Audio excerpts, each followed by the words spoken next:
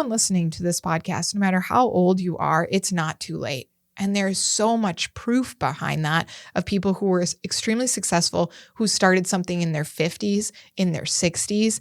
And we just have this mindset of, but I went and I paid all this money and I got this piece of paper and it says I'm supposed to be this, and I'm just going to keep trudging along. What's going on, everybody? My name is Ryan Snod. It rhymes with odd, and you're listening and watching the Rhymes with Odd podcast. Today, we're back in studio with another amazing guest. We got Brittany Todd in the house, all the way from Decorah, Iowa. Yeah. Brittany, welcome to the pod. Thank you so much for having me today. Really excited to have you in. There's so much that I want to talk about in this short hour. So I would say that the main thing I would articulate you as a serial business owner, serial entrepreneur. You're involved in an ice cream store, a coffee store. You had a photography business, leader, like an event business, like coaching business. Am I missing anything else in there?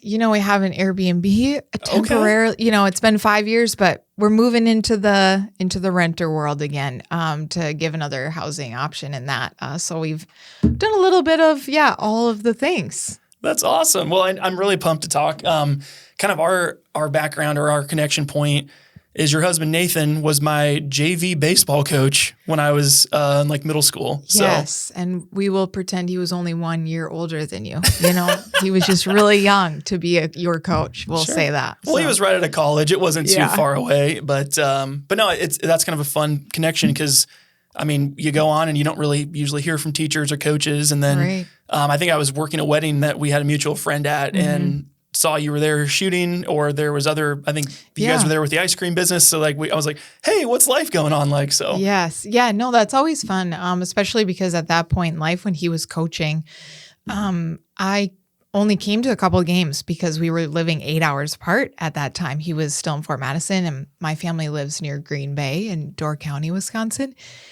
And so, I mean, you guys were just little babies, those middle schoolers. But to see those personalities become these thriving adults is also really fun from our perspective too, right? Same thing. If you don't expect to see a lot of your players, especially when you move away, right? So he moved to Decorah or stayed in Decorah after graduating from Luther, and then a couple players now live up there as well with us. And then seeing you at that wedding a couple years ago, it's really a unique opportunity to then work alongside these people that you thought maybe you weren't going to see for more than a few months in a season. Sure. Really, really fun. I think it's a fun connection point. For the people that don't know who you are, my brief description of you was probably ill informed there. When you have like a nosy Uber driver or somebody in an elevator that won't shut up and asking who you are, what do you tell people about who you are and what you do? Yeah, great question. Sometimes I just limit it to whatever I think they might want to hear, because you mentioned, the list is long, but not in a way of look at all these things that I'm doing. It's more of just this really exciting opportunity that life has given us that we get to do so many different things on a daily basis. So I do the marketing, the social media marketing for Sugar Bowl, which is the hard serve ice cream shop in downtown Decorah. We just finished our 8th season with that and the shop's Sweet 16 season. So nice. Next year, we're officially the longest owners in duration compared to the one who founded this version of that. And then as of July of 2023, we purchased a drive-through coffee shop, so Mill Street Mocha. And so that's why now I'm mostly just the marketing side of Sugar Bowl. Nathan runs that team. He's the face of that shop with our family kind of behind that, this family-owned business. Mill Street was owned previously by 2 women whose husbands helped them put that business together, but they ran it together. So whereas our family is still involved with that one, that's more of my storefront business at this point in time. And so Nathan does a little of the behind the scenes of that, but I'm more of the face of the business alongside my team there. And then alongside that, the Reset Business Conference is going to be happening for the 5th time this April, 21st and 22nd, right after Easter weekend. So a lot of people will already have that Monday off. We're hoping that helps with availability and not having to take PTO, right, or use up those really important hours that you want to use for emergency day purposes to come to that. And I started Reset 5 years ago, and maybe we'll get into this a little more later, because it was COVID and there were minimal resources for small business owners because everything was canceled. And I told my business coach at the time, she's an SBDC counselor, and I said, I think we need to do something here in Northeast Iowa where the people who can't travel or fly, right, or leave their business for more than a day or two, if there was ever a time they needed a resource, it's now, because we can't have walk-up traffic, right? We can't have eat-in traffic. And a lot of businesses also didn't qualify for funding at that time. Because of the different requirements needed, you needed to have so many employees or be open for so many years to apply for any COVID relief funding. So you could either just keep watching your savings deplete or you had to do something about it. And so that's where that first conference came into play of let's figure out what we can do. It was limited. We limited it to 20 people. We each got our own 10-foot table, which was quite lovely if you've ever been to a conference to have your own 10-foot table to come back to. But so that's a lot of what happens behind the scenes when I'm not in my shop, when I'm not at Mill Street. That's more of what I'm working on at home. And all of that has come into play after 12 years in the photography industry, and being on that side of the service more than the product itself in a day-to-day basis.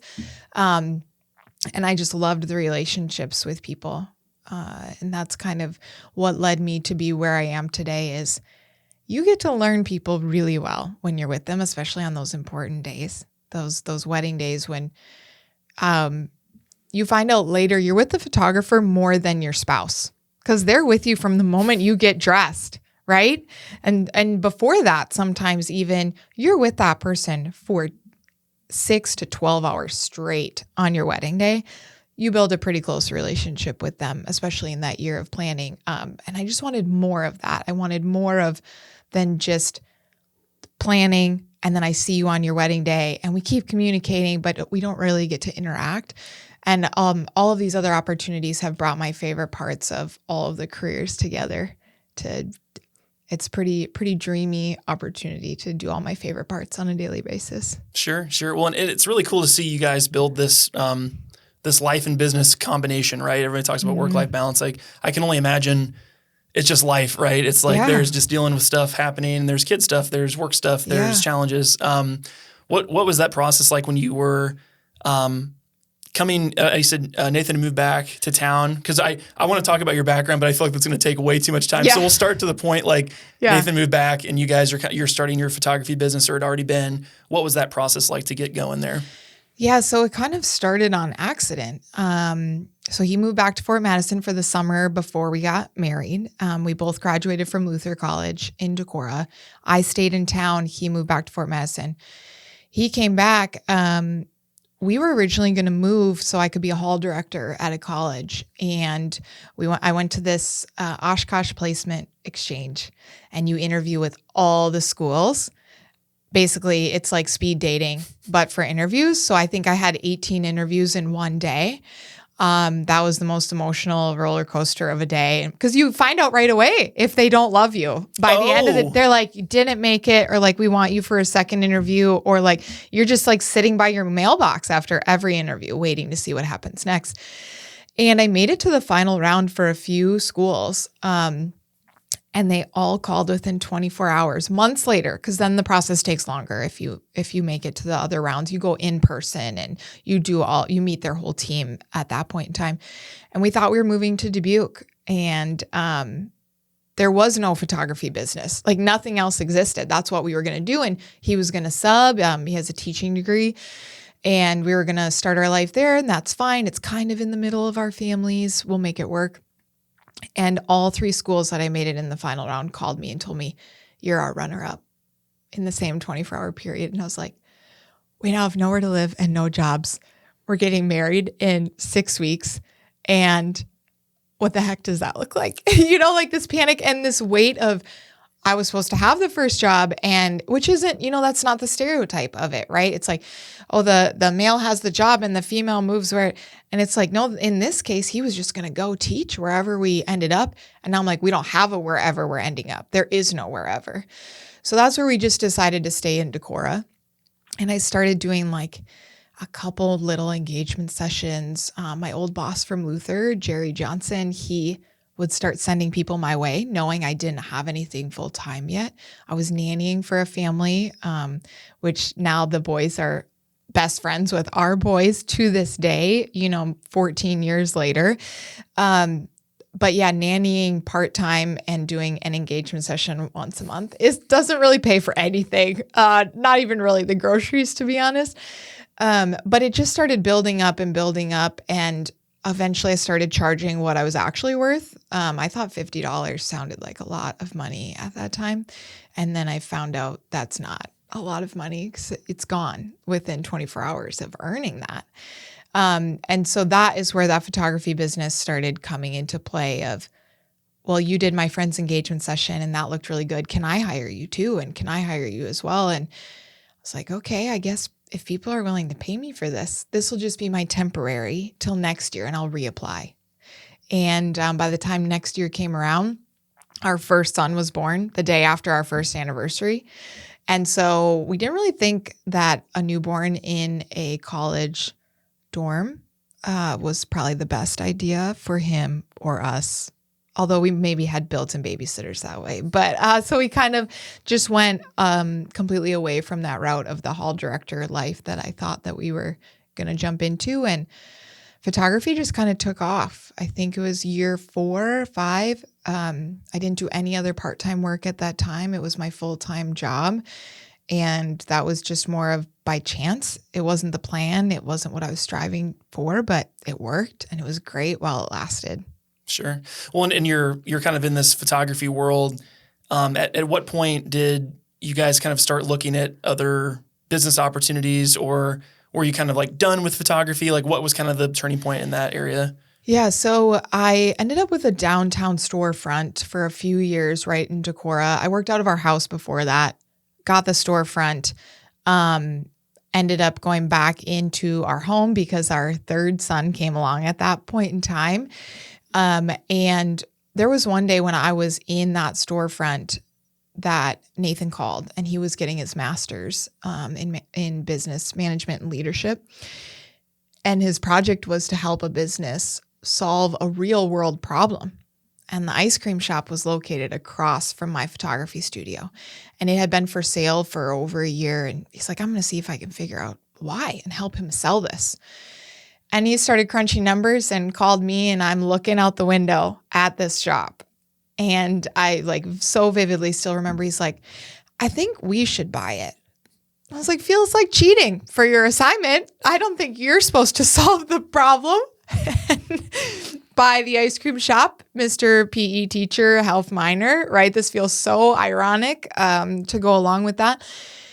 But we sat down and we talked about it. And that's where a more storefront came into play, right? Like the photography was more just my home base. I photographed on site for 95% of my projects. Right. That was just more of where I edited and just to get more visibility in the community. But then this ice cream shop opportunity came along. And so that was our second business. Did you guys have to, it sounds like the owner just wanted out, right? What was kind of the nature of that deal? Did he just kind of hand the keys over, or what was kind of that process like for you? So it was probably one of the most small town stories you could have. We sat with him in my photography studio across the street from his ice cream shop. And he basically said, I really don't want to negotiate through this. So here's my bottom line. And can you guys meet that? And we were like, okay, let's look at the numbers and let's see, will the bank approve that? And, that was our honest answer was, we can say that we'll give you whatever we want, but if the bank's not on our team, it doesn't matter, right? And we work really closely with Decorah Bank and Trust for all of our wild and crazy ideas that we come up with. They're really great to work with. They're really honest with, we don't think this is a good idea, or this sounds like you guys have it figured out. Let's go for it. And so we sat down, we chatted with him about that, and he trained us in. We came to a really easy agreement on the asking price, and he trained Nathan in for weeks. Even in the first couple of months, if we didn't have enough hands on deck, he subbed for us. Because obviously, a few months prior, we didn't know this was going to exist in our lives. And the wedding industry books out 12 to 18 months in advance. So there were some Saturdays that were like, we're going to have to be closed. An ice cream shop in the summer on a Saturday, like we can't be doing that. And he came in and helped us out and worked a few shifts, and I don't know, that would be so hard for me to do, to work in my business after, and people are already changing things. We were obviously changing things right away. Not in like, oh, his business plan wasn't working, but just in, well, shouldn't we store this thing over here? If we're going to add a different kind of cone, we need to make room for it. And so we have to move where this is. Well, your muscle memory for 8 years and coming in a few weeks later and things are already shifted, right? That can feel really awkward for people. But we're so fortunate that it worked really well in our favor to have that opportunity kind of just fall into our lap. Obviously, a lot of legwork went into the behind the scenes of that, but to have such a smooth transition with it was almost seamless, flawless. How many seasons have you owned it? We just finished the 8th one. Okay. So do you own the building or do you just? Yes. Okay. Yep. So that was part of the purchase as well. Yes, it was. And at the time we did not own the building that I was renting in. But so we paused on the process of buying that when this came into as an opportunity. And so we own the Sugar Bowl building, the one across the street, which now has a wedding dress shop where my photography studio was. So full circle of life. It still deals with weddings on a daily basis. And then also the coffee shop that was part of it as well. So that's our other portion of which I know we've talked about a little bit before, of the importance of real estate in the business world. And if you plan to be somewhere for a long time, you don't want to be paying rent forever at the same place if you can have the real estate to go along with it. Sure. Well, and then after, like you said, 8, 10, 15 years of success, you can pay the building off. Right. Cut your mortgage or whatever your pricing is for your overhead down to next to zero. Right. And then you're off to the races. Because then whenever maybe you don't sell it ever, maybe the boys take it over or something. But whenever that day comes, it's like you can get way more value for the business and the building because it's a kind of a package deal. That's really cool. Yeah. And that's kind of our long-term plan. So we have 3 kids. They're 13, 11, and 6 right now. So we've got a little bit of time before anybody's taking anything over. If they choose not to, they choose not to, right? We have hopes that one of them will want one of the businesses, but so far their favorite part is like Mill Street has a soda gun. And so they get really excited that they can figure out those drinks, right? But in the very least, right, they each have a building essentially that will become theirs down the road. And if they choose to rent it out or sell it or whatever they do with it at that point in time, and that might be 10 years from now, that might be 50 years from now, depending on where they all live and what they do after that. But that's kind of our long-term retirement plan idea of, well, right now we've got 3 buildings and 3 kids. So is that where our investment in that stops? Will other opportunities come up? We have no idea. We had no idea any of these would come up. So we're just kind of going with the flow on that too. Sure. Well, I have a couple of follow-up questions to this. Number one is really why Decorah? You had an opportunity to go anywhere in the world, but you went back to your college town. What was the draw for you and what kept you now solidified in this community with so many investments in the physical community there? Yeah. So at first, I think the easiest answer is it was safe. It was, and not in like our life, but like in our choices. Nathan did his student teaching in Cresco and in Decorah. And so he knew he could get into the subbing community in the least if he didn't get a full-time position teaching.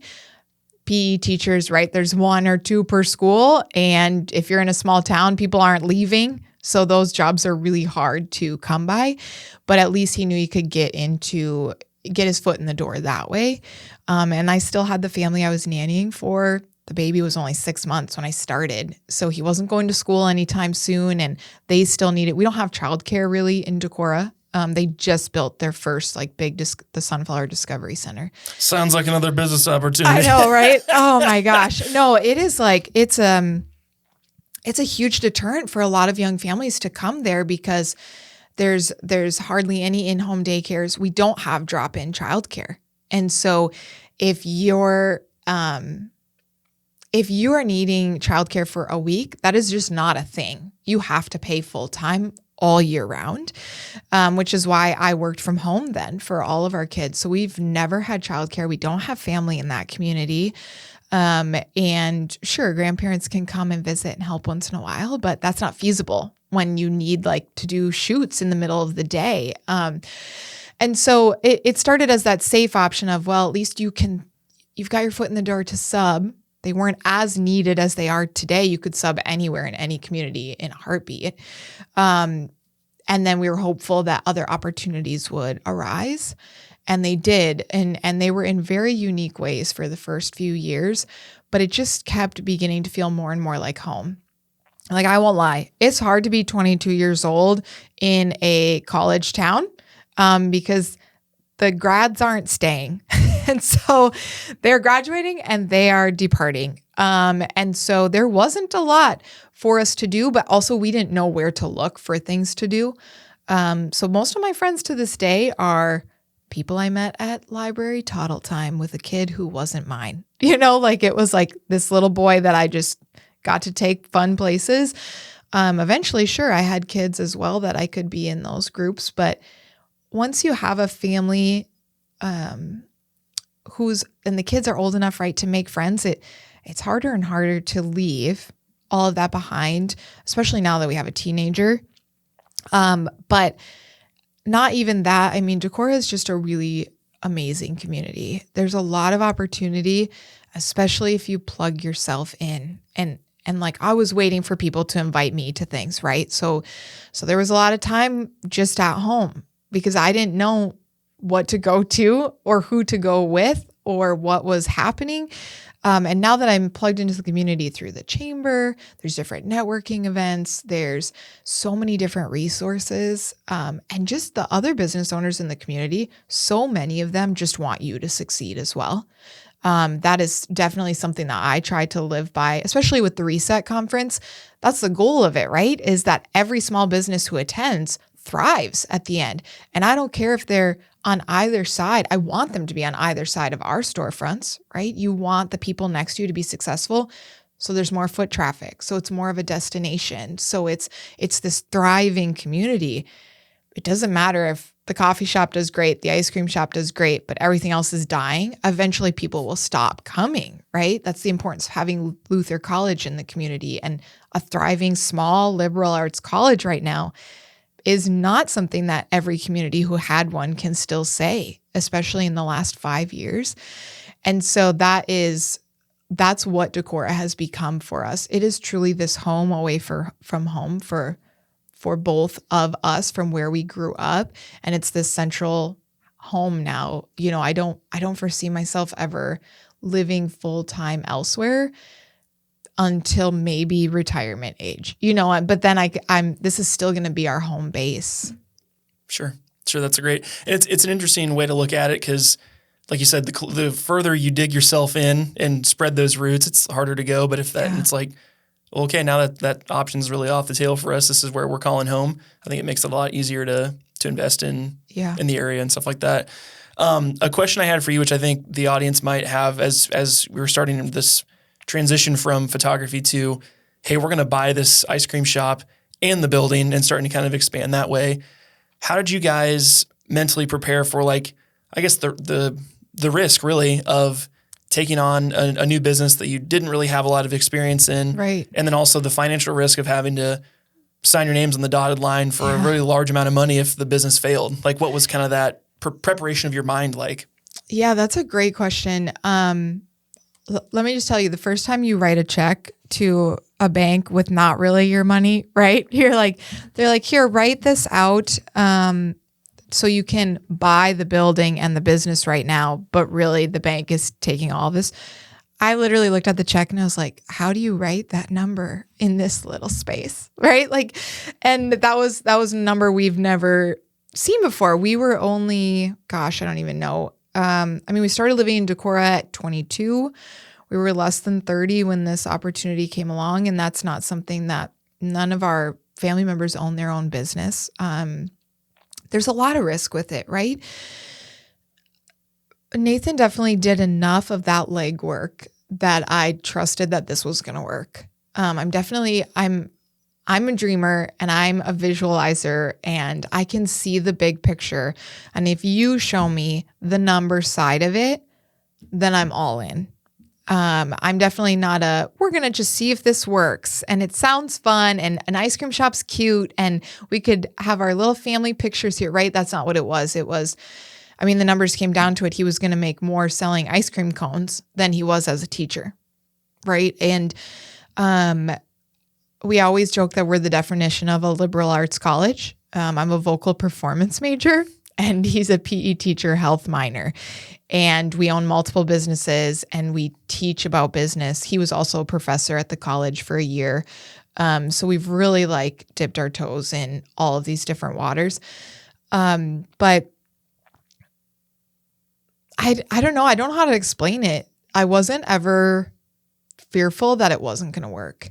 And I think that was just the homework behind it, like the literal homework for his class behind that. But also just I had owned my own business for maybe 6 years at that point. And I knew what it took to come out ahead in that regard, but in two very different industries, right? You can only do so many weddings in a year, but you have to sell so many ice cream cones in a day to break even over on this side of the street. And literally, right? It's what this looks like and what this looks like are two totally different business plans. Mm-hmm. But at the end of the day, it's the trust behind the business owner to deliver what they say that they're going to deliver. And those are amazing wedding pictures and an organized experience. And you're going to get in everything that we say you're going to get in. And I'm going to make you a lovely single scoop cone or dish, right? They sound like, oh, how hard could that be, right? How hard is it to scoop ice cream? And yeah, it actually is really hard. It's there's actually a technique behind it and you have to do it a certain way or you will need to have surgery on your wrist. And people they're like, oh, that's funny. And then we take something out of the freezer and we're like, try it. It's this challenge. Our staff members day one are always like, how hard could this be? I'm just going to talk to my friends and scoop ice cream. And then they do their first scoop and they just look, just deer in the headlights look of oh, you were serious. And we're like, yeah, welcome to Sugar Bowl, So there's so much that goes into whatever business that you have in mind. For people out there who are gosh, I just don't know if this is going to work. Your gut is totally just a huge part of that. You've either done your homework and you know what the numbers look like and you know your capacity.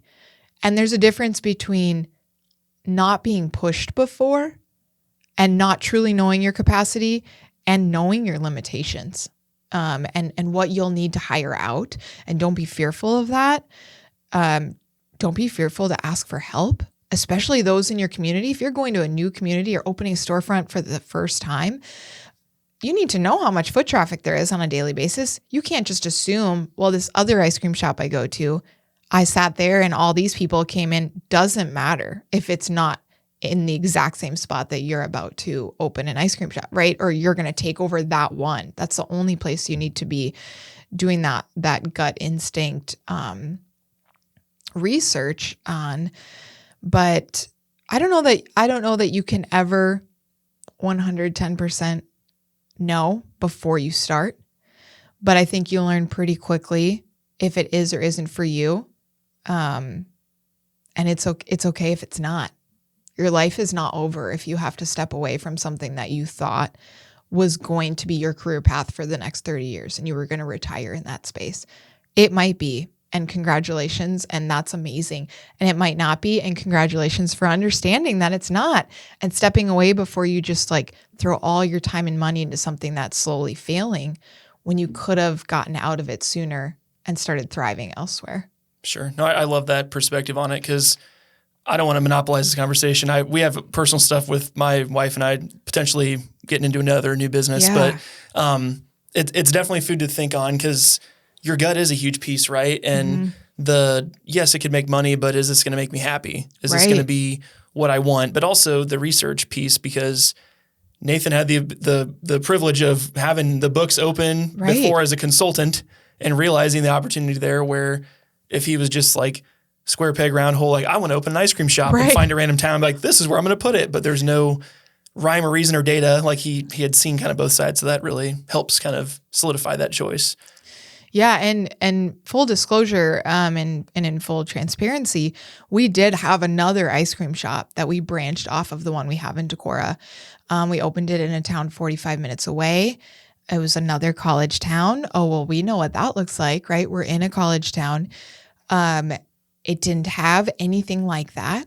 Okay, great. We're going to get that foot traffic. The students are going to come study in this really cute space, and we're going to add coffee and food to the menu. And so we've had 3 other locations besides the downtown one. And we also have a mobile unit, and that is alive and well and thriving and travels throughout all of Iowa. But we were wrong in all 3 of those places for very different reasons. Some lasted longer than others.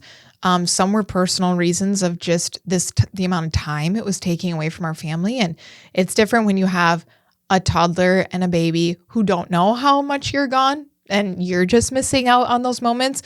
But as they got into school age and knowing activities were coming, we just were looking at our schedules. We're like, someone's going to miss everything, right? Someone is going to have to always be at these shops, especially as staffing shortages become a real issue on, an annual basis for most people. So it's not all roses, all the time. But those learning experiences were what have led us to every other experience that is working. So we closed one of our ice cream shops in December of 22, and in February of 23, 8 weeks later, we got the text that said from Mill Street Mocha, from the owner saying, "Hey, we'd like to talk to you about something." And if we hadn't closed that business back in December, it would have been a hard no. There's no way we could have added anything else to our plate. But it was like, it's as cliche as it is. When one door closes, another one opens. Whatever version of that you want to say, we couldn't believe it. I was like, I know we just closed because we were overwhelmed. We weren't getting the foot traffic.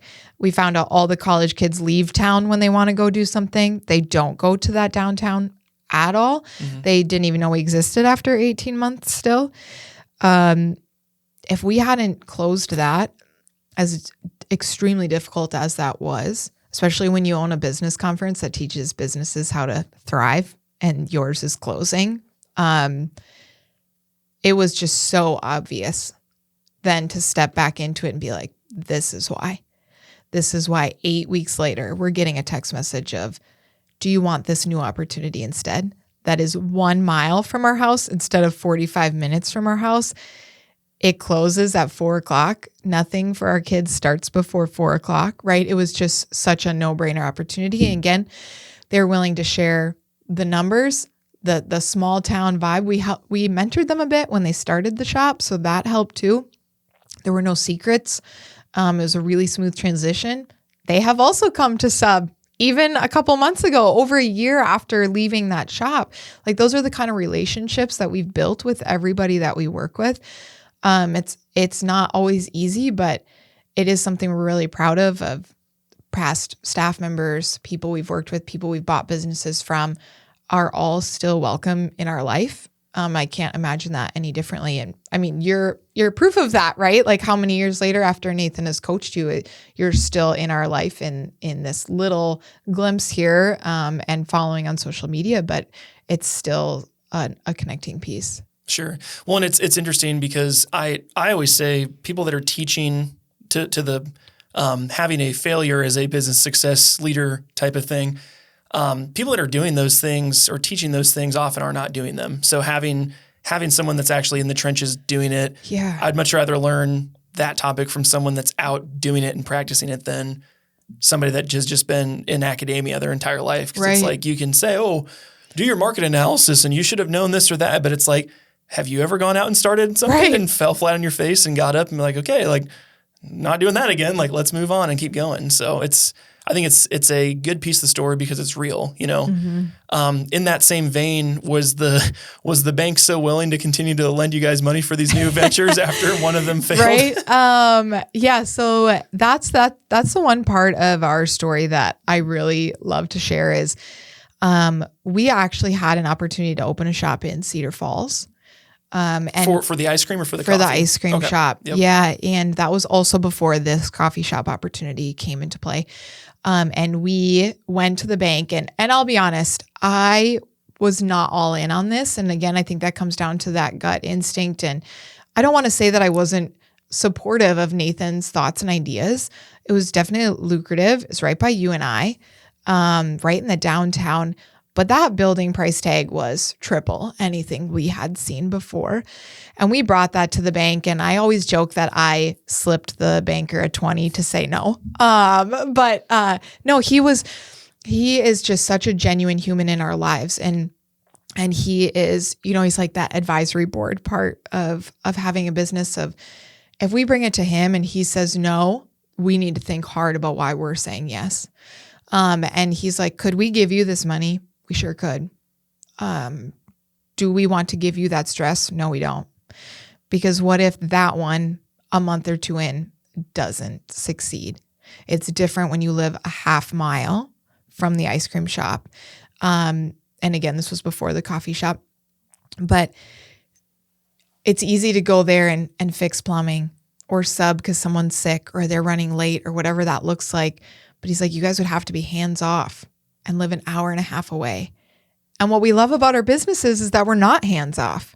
We're not there every single day making lattes or scooping ice cream, but the people in the community know us.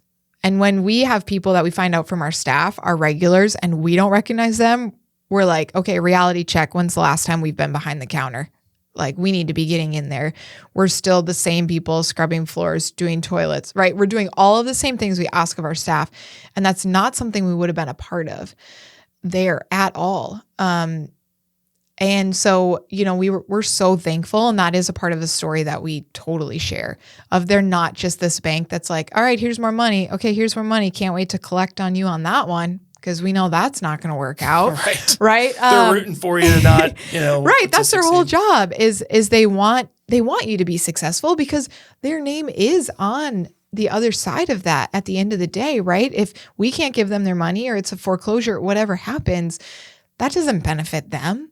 And instead, they've been such an integral part of all of our successes along the way, and they're working on customer videos that tell these stories and.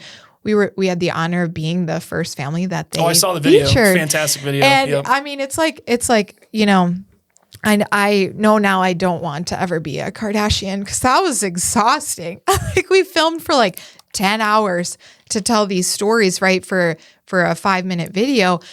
But it is just, I'm like, I get emotional about the fact. And that probably sounds really crazy to people, but if you don't know the names and the backstory of the bankers you're working with, you need to find a different one because they're not going to know the heart and soul and gut instinct of you and your family or your business partner or whatever that looks like versus we could walk into this office and we're already smiling. We already have this smirk of like, remember how we said we weren't going to buy anything this year?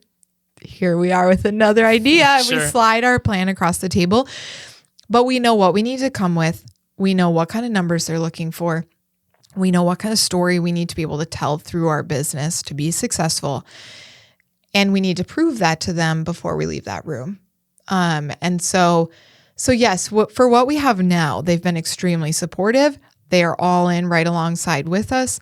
And we go to them for literally every reality check that we think we need. Like, yeah, we have this really great idea, but what do you think? That is just as important to us as each other as a business partner and a spouse. If we don't have these other people on board with us, our insurance, our bank, our accountant, right? If they're looking at us like, this is crazy, but in a bad way, is different than like, this is crazy, but I know you guys are going to make it work. Sure. And then the more people you articulate the idea to, and if it's really difficult to even explain the business, I always find that's not a good business to be in. Right. If it's not plain like, oh, it's a barbershop. People know what that is. But if it's a new innovative business, it's like, okay, if the layman or your customer hears this, if they can't figure it out in 5 seconds, they're like, I don't know what it is, so I don't want to be involved in it. Right. I don't need to keep that on my radar. I don't even need to think about it again because clearly it doesn't apply to me. Sure. And you're like, no, it does. But yeah. No, I love it. What has been the biggest, I would say, challenge of doing? I mean, like you said, your plate's full, but you keep putting more on it, but in a good way. What's been the biggest challenge for you as you've continued to add more and more businesses, more responsibility to your plate? I would say with the photography business, I built that from the ground up with one camera and one lens to having a team of cinematographers that were basically at every wedding with me because people trusted that they would have a good product too, because Brittany said they would have a good product, right? Obviously, they also met with them, but we had 4 second shooters. We had cinematography on the website. And sometimes we were shooting more than one wedding on a day. I was like, I can't make it to your wedding, but my team can. And here's who you're working with for that. That was all my brand over the years building, my face behind the business, my choices. Yeah, I ran them past a few people, but at the end of the day, those second shooters weren't with me for life. And I knew that. So it was more of, this is what I think we're going to do this next year. Who wants to shoot with me? What's the plan? Okay, great. Let's just keep going. Taking over the coffee shop, it was built from the ground up, but by someone else. And we've just hit the 3rd anniversary of that location, and it's already had 2 owners.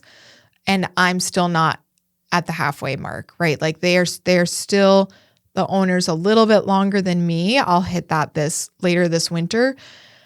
But the pressure of not messing up something that was going well, which was also the case for the ice cream shop. But the simplest way to break that down is he posted twice a year on social media.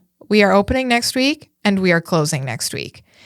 We knew the potential that had just by opening an Instagram page, actually utilizing Facebook, being involved with the chamber. We knew that could only grow. The coffee shop, it grew so quickly. They were also working full-time jobs. And that's the only reason they decided not to stay on board is this was also a full-time job. And they're like, we're going to go with the careers we were in for however 20, 30 years versus risk that this will carry us to retirement. The pressure of these women were really important to a lot of people. And now this other lady's coming in and is going to change all these things, right? That's everybody's, I think, assumption when a new owner comes in is they're like waiting and watching to see what's going to change and how's that going to affect my price at the end of the day, my offerings at the end of the day, how it operates, how quickly I'm going to get through the line. Those are all the assumptions that I carried with me of how many people who have to wait 1 minute extra than they did 2 months ago are already blaming me and they haven't made it to the register. And I don't know if anyone at all thought that, but that was just what I was carrying with me is they were so successful with what they did so quickly. And it's obvious in how quickly the business grew. We're maxed out. We can't expand up. We can't expand out. The building is where it is. It's, if you know other drive-through coffee shop chains, we're probably smaller than most of them. But I want to do more with the business, but not at the risk of the business not doing what it was already doing really well. And so it's hard to create a brand for yourself that feels like your own. When you move into a house for the first time or an apartment and you've got this blank slate of it's completely empty and you walk in and you can put things where you want to put them because you didn't see what that space looked like before. Or if you buy a house or go into an apartment that you walked through where someone else was living when you walked through it, and you're like, well, they put the couch there, but they had the fireplace, and then on top of that, whatever that looks like, that's kind of how this felt. I had my blank slate. I had my brand new house with my photography business, right? That I could build it and mold it and shape it into whatever I wanted. And here it's like I walked into a fully furnished space that I have to somehow make my own, but not wreck the brand that has already been established, but also understand that it's growing too fast for the brand that they established. And it's not going to work if we keep doing things the way that they were doing them, because we're going to plateau in year 3. And then how are we going to get new people to come? Are they going to buy the exact same sandwich for the next 10 years? Probably not, but maybe. And so how do we expand and make that brand our own without completely changing the face of the business? Sure. No, I think that's an interesting angle, because you want to keep people happy, but also you want to push it to the next level, which requires change. So it needs it that way. Let's take a pause here. We'll do the lightning round. Okay. So this will be a fun little piece here for you. I've not briefed you on these questions, so I know I've been thinking about them. I'm like, we got to be getting close to the lightning round. What could it possibly be? Okay. There's some softballs. There might be some harder ones. Okay. We'll see where you land. Let's do it. You've been in Decorah how many years now? As a student and a resident, we're at 18 years. Okay, so biggest question: what's the population of Decorah, Iowa? Oh man, it's right around 8,000. 7,578. Yes, as of last year. So really close. Yeah, we'll say Price is Right rules. You'd be a no, but I'm like, I'll round you down. That's fine. You're good. That's good. Favorite coffee drink to make and your favorite coffee drink to enjoy. Oh, wow. Okay. This is unique. My favorite one to make it's a butterbeer, and it's a coffee syrup that it's made from coffee beans still, but you enjoy it with a club soda base and then a butterscotch foam. So if you've ever been to Harry Potter World, it's like having butterbeer handed to you in the drive-thru. So that's my favorite one to give to other people to experience for the first time, especially because it's like a science experiment. And if you stir it, it's like a volcano erupting. So we have to warn them on that. My favorite one to drink, I honestly, my mind goes blank every time I look at the syrups every single day, that I kind of just make the staff make me something unique that they've been wanting to also try. Okay. So it's not actually coffee. The one that was introduced to me is a extra spicy chai with lavender cold foam. Okay. I could see that. And, people are like, okay, thank you, but no, thank you. But you just got to try it. I can do that one hot or iced, still with the cold foam, either way. And I'm like, yes, today is a good day. Everyone's going to be tweaking their Starbucks order after this podcast. I love it. You mentioned Luther's a huge piece of the community. Do you know how many students are currently enrolled as undergrads at Luther? Currently enrolled, I am going to go with about 1,600. 1,744. Boom. So there's your Price is Right Thank ruling. you. That was good. Thank you. We'll round up. Thank you. Do you know the acceptance rate for everybody that applies there?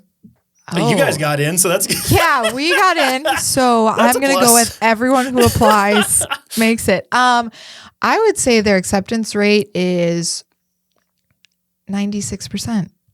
75. Oh, shoot. Yeah, Wow. but 96 sounds, for a small liberal arts guy, Yeah, I went to let's Simpson. say that. Yeah. And theirs was like 80, I think, too. Okay. So it's not, you're trying to get students to come, not deny everybody That's what I'm like, applies. oh man, maybe we should look into that a little more here. Sure. Okay.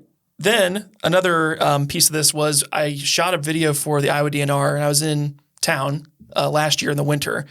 I went up there to the hatchery. Okay. The hatchery is home to a certain breed of fish that only is naturally occurring in that one freshwater stream in Decorah. What kind of fish? I really hope I get this right. What kind of fish is the only naturally occurring areas in that one area of Iowa? Is it trout? Yes. thank Rainbow you. trout. Thank you. The run around with that was they breed them there, grow them to a certain point, and then the DNR takes them all over the entire state and just puts them in the streams and lakes, and people can fish them. So pretty cool. Yeah, and if you're ever up there, there's little food stations that you can put your little quarter in, and you can feed them. It's a very interesting opportunity, and that's also where the bald eagle nest is. Yep. So you can turn around and see some really cool things with that all in one spot. Yeah. The DNR was telling me those gumball machines per year, each one makes like $40-some thousand in quarters. Oh, I believe it. I mean, our kids want to each do their own quarter every time we go. And honestly, we don't go extremely frequently. We should go more often, but you can't not put the quarter in and feed the fish. Got to do it. Yes. Yeah, it's like, it's the fun thing to do. So, okay. So you've officially rounded out the lightning round. I think you got pretty close within the numbers. That feels good. I'd be really surprised if you're like, I know the exact number of the population. Like, these are all my prospective customers. I did actually work for the census in 2010. Okay.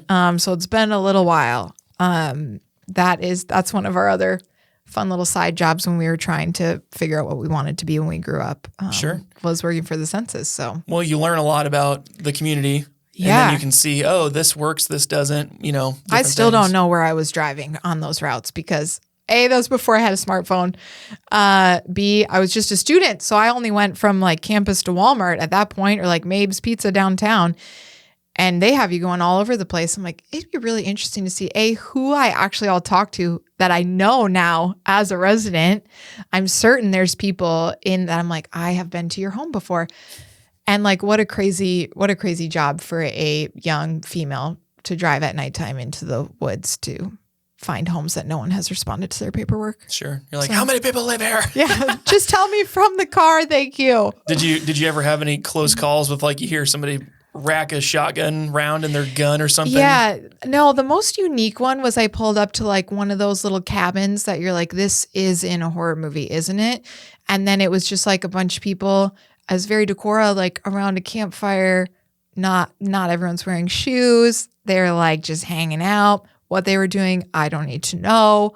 I just need to know how many people live there. And I was like, and I will go now. And I'm certain I know some of those people to this day. But I just, you're at the end of the gravel road and you're like, there's a lot of people and a small house. And I don't know if I'm leaving after this, but we made it. Yep, everybody's wielding axes and knives and stuff. No, right. I was like, oh boy, this is close enough. Just tell me the number, please. Sure. Well, you've successfully circumnavigated my my lightning round, so good job there. Thank you. Getting back into it, I think this is probably one of my biggest questions I had before you got here, which was we rattle off all the businesses, the real estate investments, the other services, the things you're doing in the community. What's the driving force behind this? Like, why are you guys so on fire about entrepreneurship, building businesses, and doing all the stuff you're doing? I think first, let me state that whatever role you're in, wherever you are listening to this, you can make a huge impact in your community, in your job, in your family. For us, that's in the small business world. So we have the opportunity to make an impact in a lot of people's lives in a short amount of time at the drive-thru. We're serving 130 to 200 cars per day. Every other car has 2 to 4 people in it. That's a lot of people on a daily basis. And a lot of them, are regulars. So how do we go from have a good day, over and over and over again, to stating their name when you open the window, asking them a question about something they said they were, how's that new puppy in the family?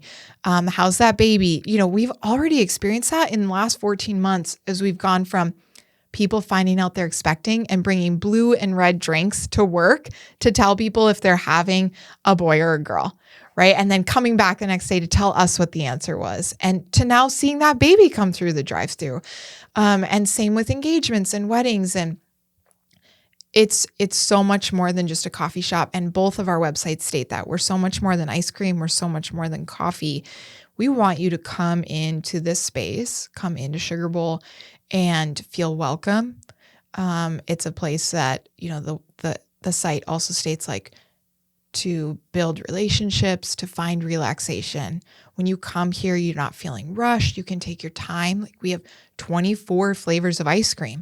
You shouldn't have to come up to the counter and know what you want. And it's your first time there. Like, please ask the questions and get a sample and do whatever it is you need to do to have a great experience here. Maybe not when the line is out the door, then we will, kindly nudge you towards like fruit or chocolate. What are you looking at here?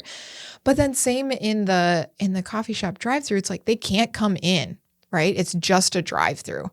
So we only get sometimes 10 seconds with them. But we've had people come back and say, I was on the verge of breaking down this morning. I was so exhausted from whatever happened at home, and I came to your line because I knew there'd be someone smiling when they opened the window. And it's not always just someone smiling back at you. We don't always hear about it right till after the fact of, I was having such a hard day and the only reason I didn't say anything is I knew I was going to burst into tears. But I just wanted to say your staff is so amazing and they make me feel so welcome every single time I'm there with all of the questions that I have. And we're just trying to break down some of the barriers or the stereotypes of, especially coffee shops. I mean, some of the coffee shops you go in, people, we got to smile more. We got to break the stereotype that you have to know all the things you need to know about coffee before you walk in that door. And you better have your order ready and you better not say any of the words wrong, right? I ordered the same thing, going back to what's my favorite drink. A raspberry mocha was what I ordered everywhere I went because I knew I could say those words and I knew about what size it was going to be and the approximate price, right? And we're trying to really break down those barriers. So it's like, why are we in the small business community? It really allows people to be who they want to be and support others in a way that works well for them, no matter where you are. And obviously some cities, some towns are going to allow your business to thrive better than others. And we're, again, so fortunate that we live in a town of 7,542 people. 78. 78 people. Number will be burning your brain after this now. But we have a thriving downtown. There are minimal storefronts that are closed or empty. The turnover rate isn't extremely high, especially if you're invested in the community before you open a storefront. People are there to rally and support you. And I think Mill Street is proof of that. A chain coffee shop built up 2 blocks away after they opened their doors and is also a drive-through coffee shop. And they thought for sure that was going to be the end of the business. And it was the complete opposite. It grew so fast that they're like, we can't do this anymore. And the other stereotype that I think we grow up hearing, like, no one's dream job once they reach 12 is working at McDonald's. Maybe, I don't know. I guess my son's 13. I can't remember if it's him or the 11-year-old, but because they're in it for the food, right? They're like, you get a free meal when you're here. I can get my Happy Meal for free. If I work there, then yes, sign me up. But what I think we're missing with that is your dream job can be McDonald's. It sure can be. But why? Right? Is it because it looks easy and I just do the same thing every day? I clock in, I clock out, and nothing comes home with me? Or is it, man, the potential this McDonald's could have if I worked there with a really fun staff and we celebrated people's birthday, whatever corporate allows you to do. That is the mentality that we're trying to instill in our staff members of, I understand most of you are here as your first high school job, as a college job, just to get you by till you graduate and go elsewhere. But that's not all we are. Every single one of our college students is given the opportunity, if they want, to dive into the numbers, to dive into the marketing, to help plan the next menu. It's not just come and make the latte, clock out, and be gone. One of our staff members, we briefly talked about it, and then she just started doing it. She writes on the lids these little messages of have a great day, cheers to Monday, you're amazing. And that's just another example of just allowing them to be a part of the business and understand this is more than handing a drink out the window or a sandwich out the window. You are positively or negatively impacting 130 to 200 drivers on a daily basis. And we don't ever want to come back and find out that we are negatively impacting 130 to 200 drivers. First of all, those numbers are going to decrease. Second of all, they're not going to tell other people to come here. And so you're marketing right then and there as you're handing something out the window, the quality, the customer service, right? All of that. So there are opportunities to stay in the restaurant industry your entire life. And that shouldn't be thought of as a less than opportunity. You're not settling unless you feel like you are, right? So that was something I was quoted earlier this week was we should flip the script of it is okay to flip burgers your whole life. And it is okay to make fancy coffee drinks if that's what you want to do. Don't settle. Don't just stay there because it's safe and it's comfortable. I would love for my team right now at Mill Street to be there forever and always. And I tell them that on almost a daily basis. But I finish the sentence with, gosh, if only I could keep you here forever and always. But here's what I want you to take with you after today. Right? Here's the confidence I want you to have going to your next job. Because for many of them, that's just a fact, right? I can't keep every college student after graduation and offer them a full-time job. We don't need 8 full-time positions in the coffee shop. But that stereotype of, oh, that's what you do, which I know they've heard before. Oh, you're just a barista. And it's like, oh no, she's not just a barista. If it wasn't for her, this place wouldn't function because I can't do it on my own. She knows just as much about this place as I do. And I'd love for her to be in it for the long haul with the growth and visions that I have here. But if she's not, I'm going to support her as a human as well. Mm-hmm. So both can stand in the same place. Well, and as you were kind of alluding to, it's like you pour into the community with it's not just a money grab. It's like we're building something, like you said, that's more than coffee or more than ice cream. And then you pour into your people, and then your people pour back into the community. Right. And the community continues to pour back into the business. And it's like you've created this ecosystem of just giving good energy to people. Yeah. If it's an ice cream, it's like that childhood excitement of like going, like my little 2-year-old's like, ice cream daddy. I'm like, they're closed for the season. Thank God. Like we can save up for next season. Yes. And it's like that type of thing. But it's providing those memories with your family in the summer, or like you said, getting somebody through a tough Monday morning to finally get their coffee, like figuring out how to give your staff, but also your customers a way to get more out of it, I think is a really fun discovery you guys have had there. That's really cool. Yeah. And even being in a small town, right? If you don't have in your community what you're wanting, then maybe you're supposed to be the one who brings it, right? Or who helps find the person that it's like, well, we don't have that in our community. Well, who's tried? Right? Or have you brought it up to the right person? Because maybe someone came here and said, has there ever been inquiries about this kind of a business here? And the chamber's like, no, actually, we've never heard anyone. Meanwhile, you've got 100 different people like, oh, I wish we would have had this thing growing up. Mm-hmm. Well, who have you told that to, or where can you put that plug in? Right. Well, in our town, we live in Polk City, like 10 miles away from here. And there's probably about 7,500 people that live there. And they had a community survey, and my wife loves Mexican food, and she had said we need a Mexican food. She did the survey, and she was kind of being serious, but kind of being a turd about it. But she was like, "What would you like for this?" And she's like, "Mexican food. We want a Mexican restaurant. I want a Mexican restaurant." She just kept doing that, and I filled mine out or whatever. And then lo and behold, a year later, someone opened a Mexican restaurant on the square. Amazing. And it's been pretty much packed the whole time, which is great. So it's like, I think doing the surveys, plugging into the community, the chamber is super helpful. But then also seeing like what else is around, what would be a complementary business to that, I think that's a really big piece of it. Yeah. From all the different things you've learned, the successes, the failures, what do you think is the biggest lesson you've learned through entrepreneurship and business ownership? Yeah. Circling back around to kind of the beginning, the intro here, sometimes you need to step back in order to launch forward. And for those who are just listening, hopefully I can depict this picture for you. But if you have a slingshot, right, it's one of the only things that has to go backwards in order to go forwards. There's those little race cars that you have to like pull back on the wheels. And then the more that you pull back, the faster they go than if you just give it a little step back and you let go. It might go a foot.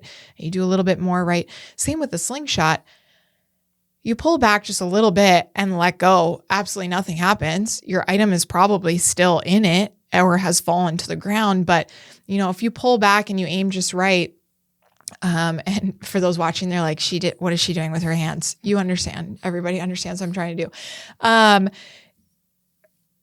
You can hit that target so much faster than if you walk or run that item up to the target and try to place it there just so directly, right? And don't get me wrong, you pull back quickly and don't aim. You don't just hit the target, right? It's not automatic.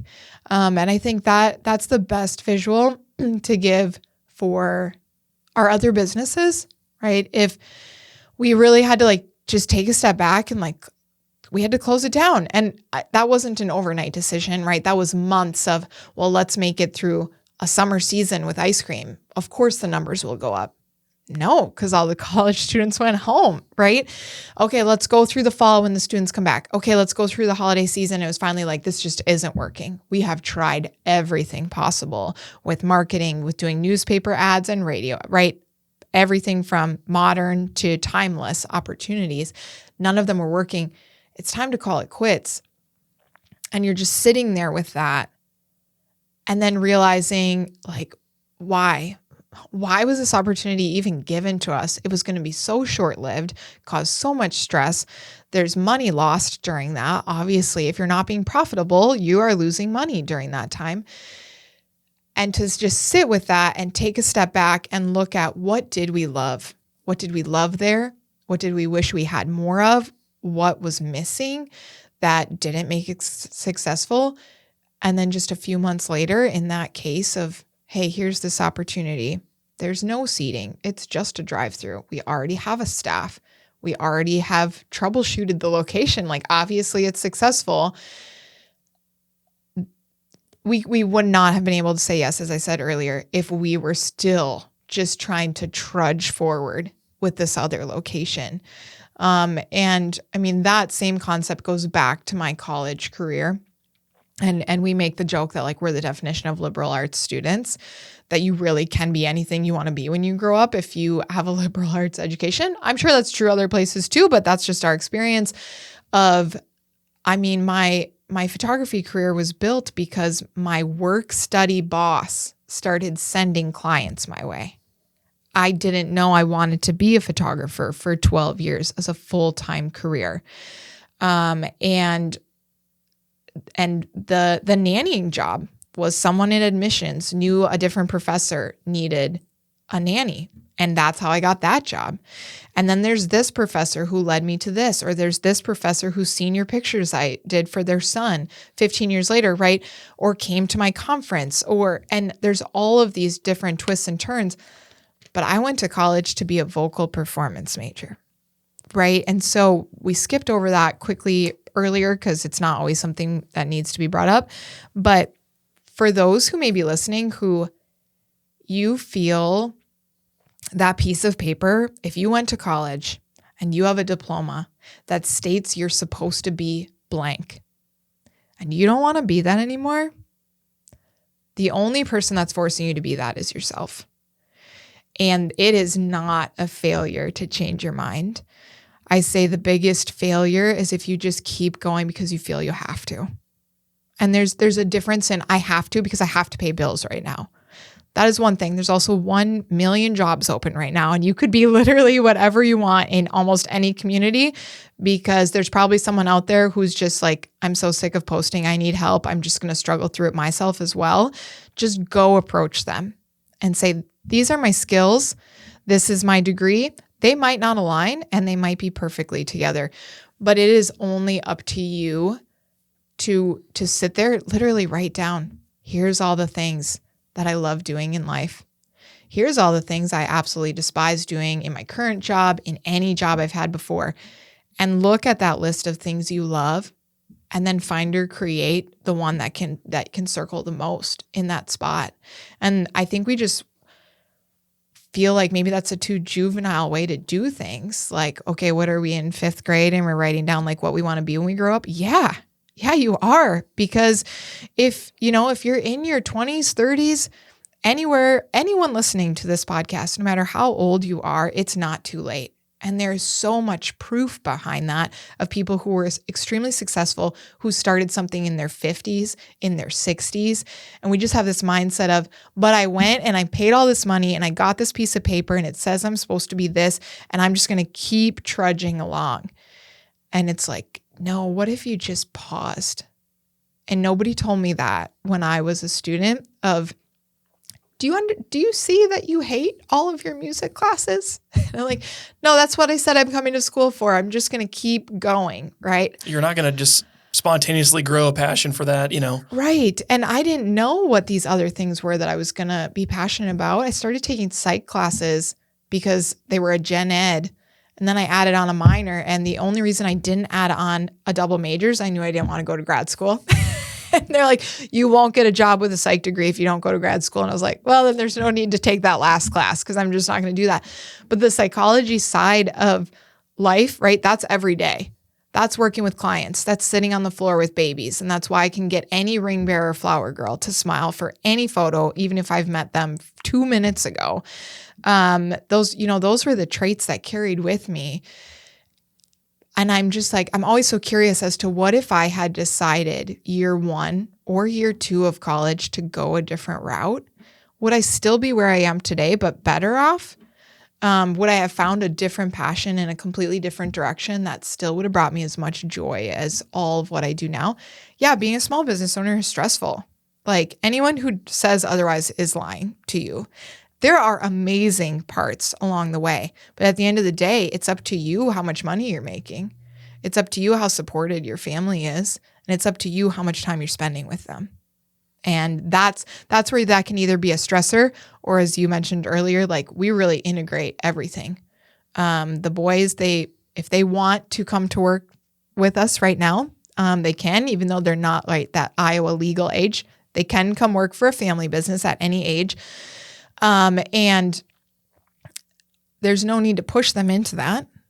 It's different if they're like, I really want that Lego set. And you're like, congratulations, here's the soda button. Here are the dishes, whatever that looks like. But it's like, no, we're instilling in them like this, selling this, cleaning this, being here gets you your birthday presents, gets us a family trip, gets me the opportunity to be at every single one of your games, to be at every single one of your concerts, to go into your classroom in the middle of the workday because my team supports that. And likewise, they have something important to go to in the middle of the workday. I'm coming in for them. And that's the relationship that we have with every one of those people on our team, as well as you're a human too. You're not just a cog in my wheel. You're not just the in and out, the monotony of the business. You're also a human, and I want you to not lose sight of that. No matter what I'm asking of you, this open communication is so key to that success. Sure. No, I love that. And I think it's an important piece of this because you guys have effectively built a lifestyle that you want. You're not a slave to the businesses. It sounds like it is helping you, not you're forced to do it by having a team and structure and stuff like that in place. A question I also had here too is what was the process? What is the process to decide if you're going to say yay or nay to a new business? You mentioned you'll go talk to your banker. They might laugh you out of there. They might say, heck yeah, here's the money. When these new things are presented to you, whether it's every year, every couple of months, something comes across your desk. Yeah. What's that process like to decide, are we going to add yet another thing on the plate? Right. And is it right for us? The crazy thing is there's never been a simple answer to that. I didn't even start drinking coffee till my late 20s. So to say that I own a coffee shop, like, there hasn't been this instilled passion since I was 12. Honestly, for anything. We did find a piece of paper from kindergarten that said, maybe one day I'll be an ice cream seller. And I feel like that is key to this success story. But even then I was like, no, maybe I'm going to do something. It's going to be fun. Ice cream sounds cool. But I don't know. Does it have the lists of what do I love here? You know, I didn't know for sure if I would fit with the team that was at Mill Street Mocha. Mm-hmm. The owners were great, but I didn't know a single other person in that room. The first time, and I've come clean with this, they all know this now. The first time I came in, they told them I was hired to take pictures for the company. And so I sat there watching people work and trying to figure out, like, can I learn all of this? And in a timely manner that the business doesn't crash in between transition. And I got to see their personality. They weren't trying to impress anyone. They didn't know that I was going to need to learn from them or that I was going to teach them something someday. They thought, oh, she's just here to take pictures and we're going to chat and we're going to do this and I'm going to be this version of myself, which is my natural version here in this space. So it was the sitting and watching, the understanding of it. Same with the ice cream shop. Can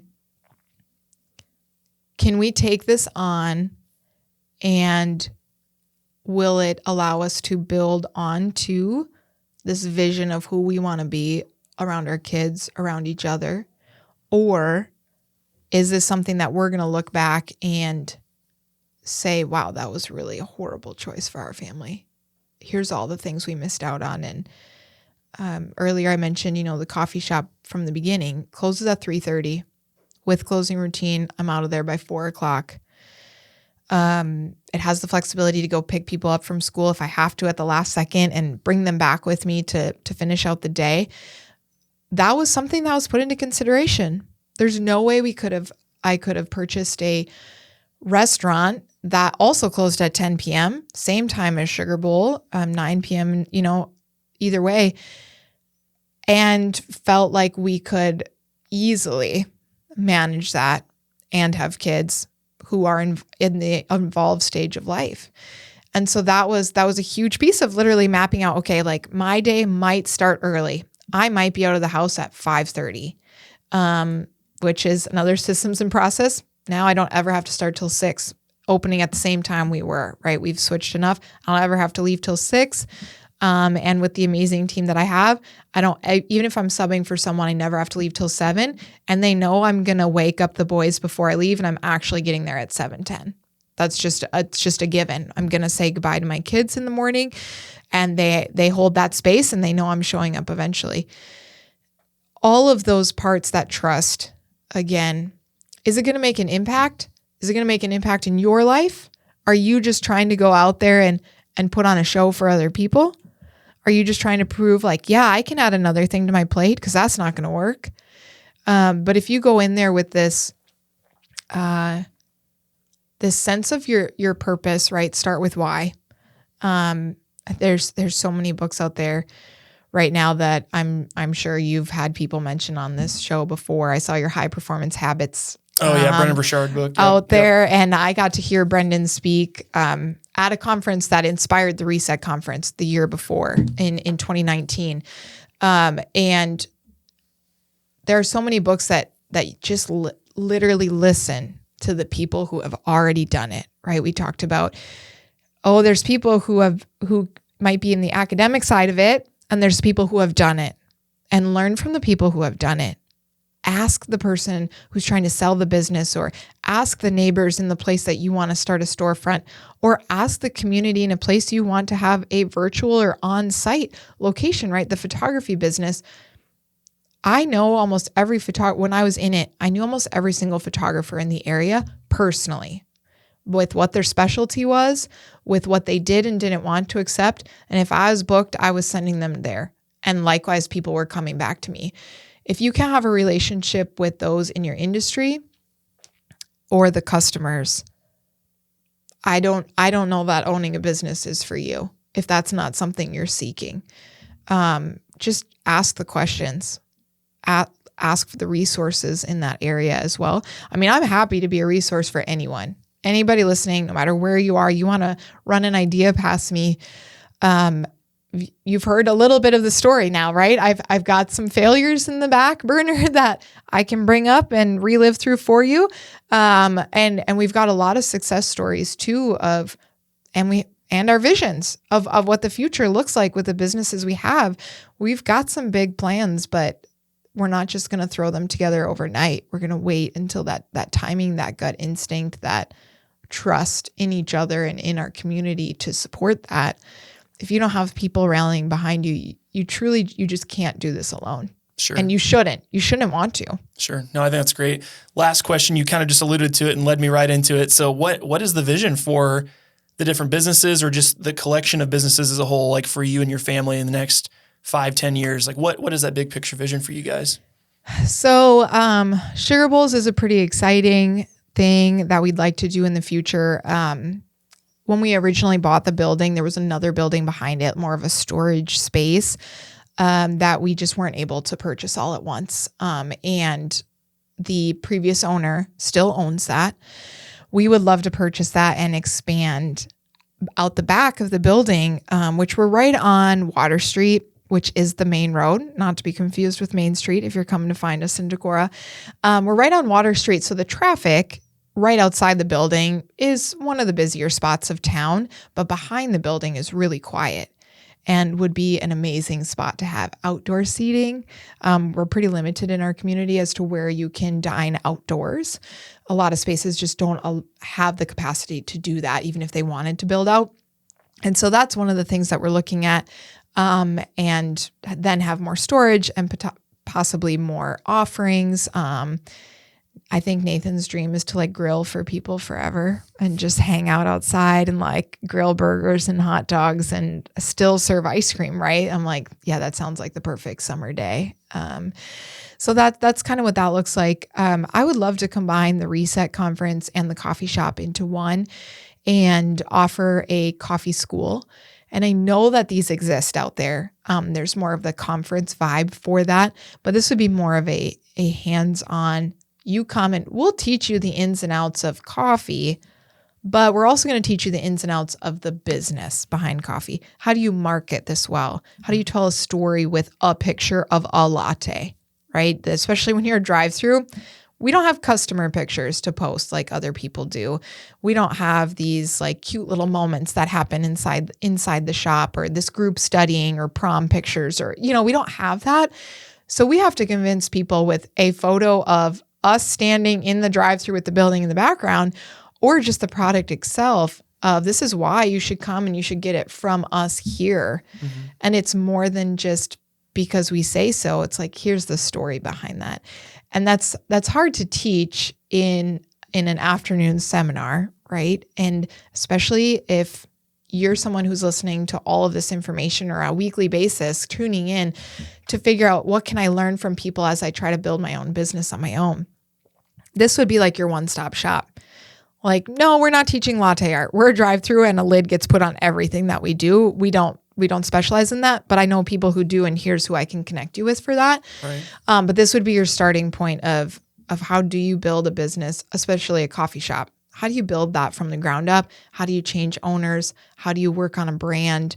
And how do you market yourself? And not just, here's how to make a fancy coffee drink, which sure you can do that. But if you don't have all the storytelling behind that, eventually your product will stop selling itself. Sure.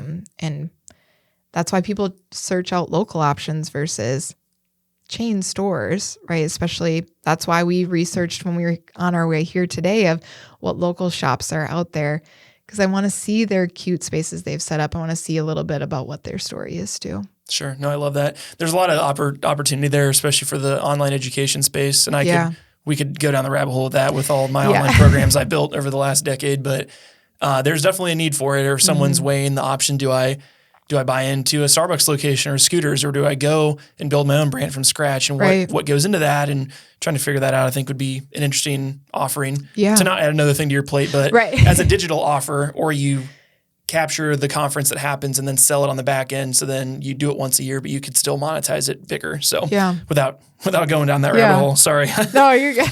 I think this has been a really great conversation. We're over by 2 minutes on your time. You're good. Where can people learn more about you? Maybe the Rise Conference would be a good place, or even if they're in Decorah coming through and looking for a coffee or an ice cream. Yeah. So you can find me on social media, Brittany Todd Official, Brittany. TODD official. That's for Instagram and Facebook. The Reset Conference will be in April this year. So April 21st, 22nd. If that is something which we didn't really actually touch on what that is, but it's essentially what I just talked about, but for all entrepreneurs, business owners. And honestly, it's for people who have these questions of what can I be doing more of in my business? And let me please specify, more does not mean more time. I guarantee you that if you're listening to this kind of a branded podcast, you're doing enough in your workspace, right? And you're putting in the hours. So how can you bring a different energy or attitude? Or can you ask the other people, hey, I really don't love this task. Anyone want to trade tasks with me? I would really love to do this thing you get to do every week. And I can tell from experience, man, the vibe changes in your workspace when you give people the strengths and the opportunities they want to have versus feeling they have to do certain things. Yeah, we all have to take turns cleaning the bathroom, but you don't have to work the window if you really love prepping food in the kitchen.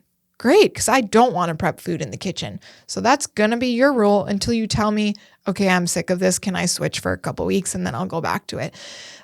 So if you're looking for something of that regard, I highly recommend coming to the conference. We also always have room for another speaker or two. I kind of intentionally leave a gap in the schedule so that if other opportunities arise between my planning stages and when that actually happens, for another speaker to join us. But yeah, otherwise, please come to Decorah. Come see us at Sugar Bowl. We have a beautiful mural painted upstairs that says Decorah, so you can, get a picture. Mark your trip as you come there. That might be the marketing side of things. And come through the drive-thru as you get into town and just get something quick to eat or drink. And there is so much to do in our community. The bike trails, the hiking trails, horseback riding, right? There's the river, and the bike shop rents out all that equipment. You don't have to bring anything with you. You can spend a lot of time in our community, and we'd love to show you around too. Perfect. Well, Brittany, thank you so much for coming on. Super fun, circle of events that we come back 10 years later and we're all in different places in business. So it's been super fun to have you on. I appreciate it. Yeah. Thank you so much for having me. Perfect. Well, if you guys have made it this far, you know what to do. Make sure to give us a subscribe if you're watching on YouTube or Spotify. Give us a 5-star rating if you're listening on iTunes, and make sure to check out all things that Brittany was mentioning. We'll put them in the description box below. My name is Ryan Snod. It rhymes with odd, and we'll see you in the next episode. Peace. Thank you so much for watching yet another episode of the Rhymes with Odd podcast. We really do appreciate your support. If you could give us a 5-star review on Apple iTunes, that makes a world of difference, guys. Also, if you're tuning in on YouTube or Spotify, make sure to subscribe so you don't miss another episode, and check us out on social media. Also, if you'd like to inquire more about our services here at Snod Media Group or learn about doing your own podcast for your own business, you can find us at snodmedia.com. We'll see you in the next episode. Peace.